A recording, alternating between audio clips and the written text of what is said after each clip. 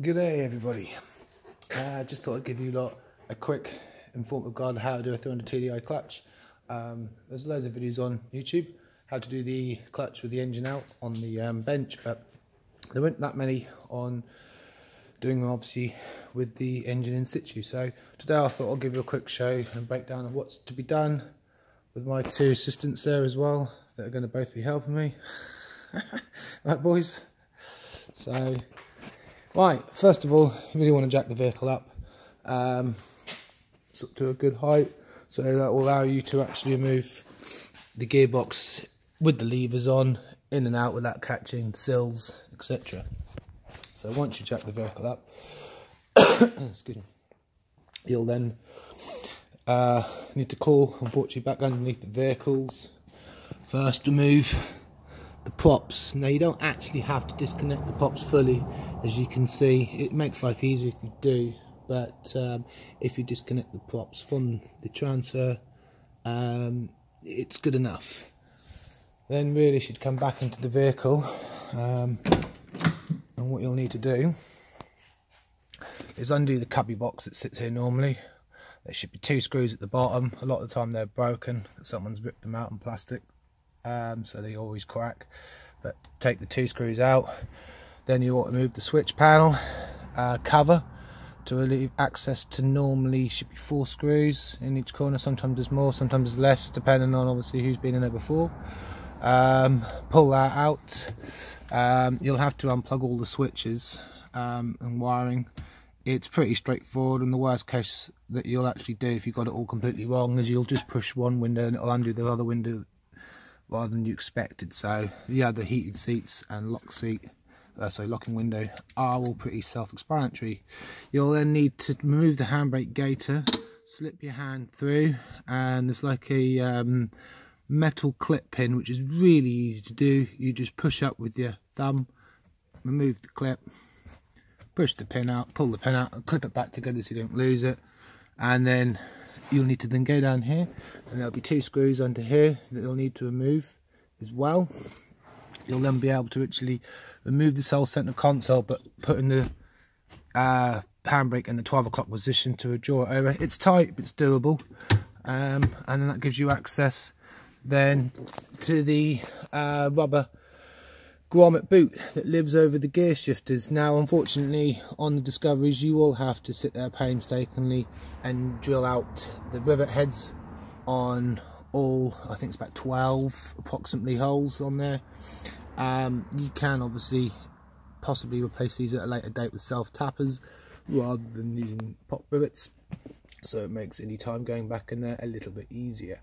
And obviously once you're pulling the center console up, be careful, slip your hand around the back of the cigarette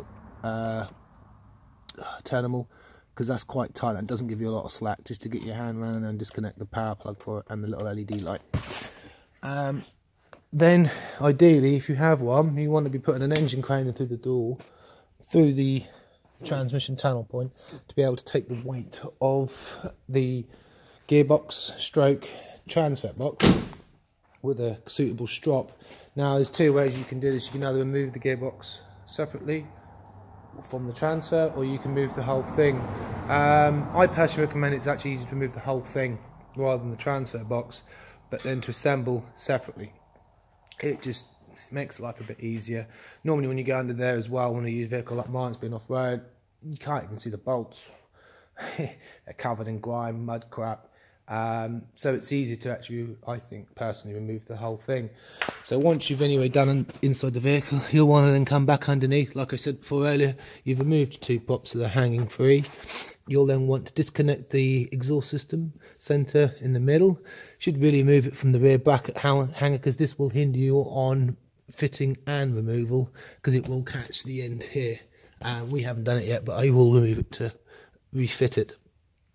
Also, you'll then want to start soaking obviously all these bolts, but you'll have 3 the cross member bolts. You'll have 3 here, which are quite well noticeably seen, and then you'll have 2 hidden ones, one big one up there.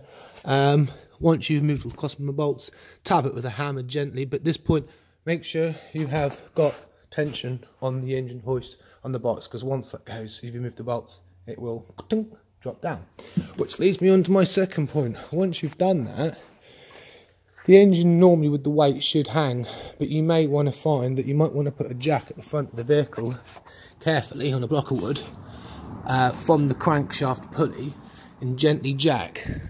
So what that actually does is it will do this with the engine, which will give you in result clearance to be able to get just on a normal 1/2 inch big long extension bar, give you access to this bolt here. My advice, go for the fucking top bolts first. Undo these top bolts first, and it'll make a life a lot easier. Crack them. Also then at this point, while you're under there, you'll want to remove the slow cylinder. All you need to do is you don't need to actually disturb the clutch fluid in any way, shape or form. Carefully undo the 2 bolts and remove the slow cylinder carefully. Support the bracket from hanging on its own weight of its wire.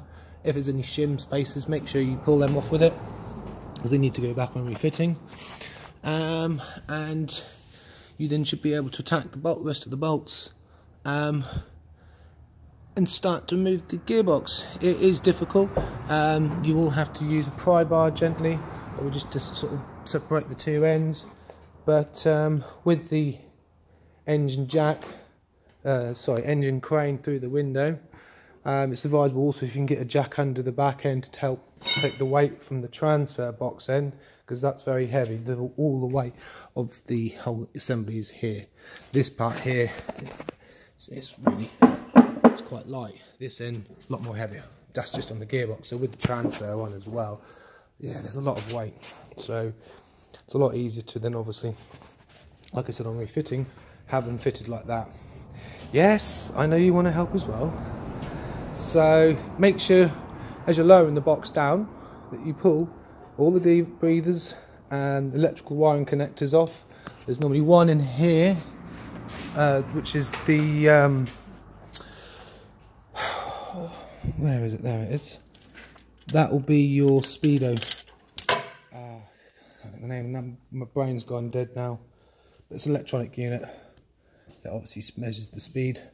The gearing, and you'll have also the reverse light switch as well on the box as well, and you'll also actually have 2 spade connectors you can see here for the diff lock light. You then should be able to remove the box difficultly, obviously not the most easiest things, and remove from the engine and be left with hopefully, well, you'll have your pressure plate and clutch assembly still at this point, but it's also what I was in. Leads to my next point is, before you then think, right, brilliant, you could do, make sure, like I said, you have the engine weight at the front jacked up, because when you pull the box, the engine will just flick back, if not into its normal position, and you don't really want to do that, because you could end up catching the you know, the splines on the end of the shaft, damage the spigot. Yes, get out, you, come on. No, I'm not playing at the minute. So, left unladen. Oh, sorry, Jake, the dog's trying to attack me, as you can see. Stop it. You'll need to jack the engine up anyway on refitting, because otherwise, as you can see, the actual top of this bell housing is catching the transmission tunnel. Jake, for goodness sake. My also advice is, before you move the clutch, is to actually find a suitable clutch aligning tool that will slide in and out nicely into the spigot before you even start undoing it. That way, because normally 9 times out of 10 your clutch has already been pre-aligned for you when you've done the job. Fucking dog. Will you pack it up? Look what I work with, let's see. We get the tact with the goblet.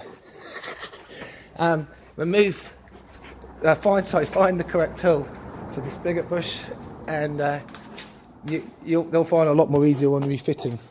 And I'll do part 2 in a minute, fitting, when he's not here, because we're getting attacked by a monstrous dog at the minute, as you can see. He likes taking a chow on my arm, don't you?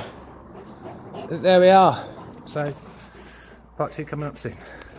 Hey Jake, God, you bugger, aren't you? What are you? You're naughty, aren't you? You naughty? What are you? What's you got, my man? Yeah, so have a good chew on that. So you get danger money as well. You see, with working around here, you have to contend with the dangerous stuff.